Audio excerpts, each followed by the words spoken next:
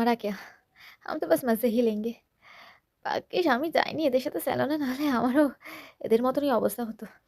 চাছা-ছোলা কুত্তা হয়ে যেতাম। কে বলেছিল এদেরকে পাকা মামুর মালিকের সাথে যেতে? স্যালনে দিয়েছে একদম গাঁড় মেরে।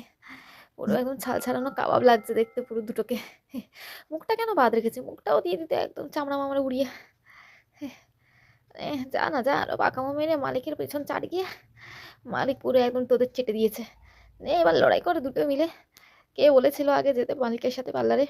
ধরে কেলা কেলা, দুজন দুজনকে কেলা, আমি মজা নিই সাইডে বসে। মার খাই ঠিক আছে, মালিকের অর্ধেক কথা আমি শুনি না, নাহলে আমার এরকমই অবস্থা হতো। যা যা, আরো পাকামো মার। লড়াই কর ভালো করে কর। হ্যাঁ মার মার মার, কেলা দুম ধাক্কা কেলা, হ্যাঁ হ্যাঁ সাবাস।